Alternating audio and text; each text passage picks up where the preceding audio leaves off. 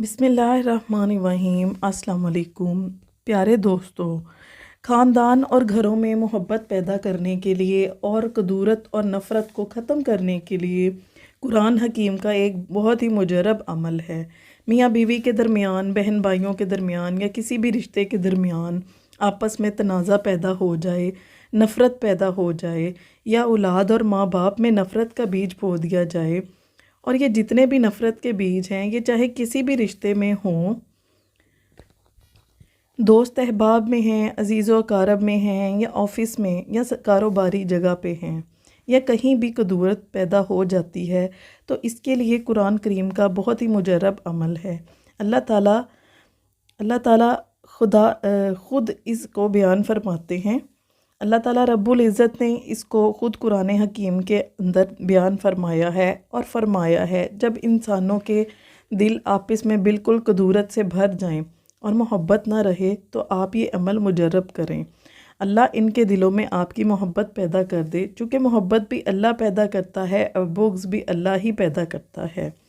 सहाबा कराम के इस्लाम लाने से पहले जो झगड़ा शुरू होता था वो 40 साल तक चलता था। छोटी छोटी बात पे रंजिश पैदा करके कत्ल व गारत हो जाते थे। आज हमारे यहाँ भी अक्सर देखते हैं लोग ज़रा से गुस्से पर गोली मार देते हैं। ये कुरान करीम की ख़ास आयत है, सूरत हिजर की आयत नंबर 47। वनज़अना मा फ़ी सुदूरिहिम मिन गिल्लिन इख़वानन अला सुरूरिन मुतकाबिलीन। अब ये आयत ख़ास उतरी है ना, अब इस फितने के दौर में इसका तर्जमा समझने की ज़रूरत है। वनज़अना, और हम फेंक देंगे। नज़अना कहते हैं फेंकने को। माफ़ी सुदूरिहिम, जो आपके दिल में तनाज़ा है, बुग़्ज़ है, लड़ाई है, झगड़ा है, जो नाज़ा भी है, वो अल्लाह ताला कहते हैं मैं यूँ निकाल के फेंक दूँगा।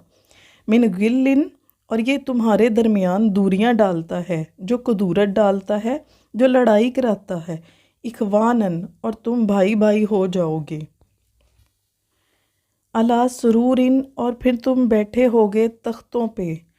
मुतकाबिलीन, एक दूसरे को। तो दोस्तों, एक दूसरे को देख रहे होगे जन्नत में।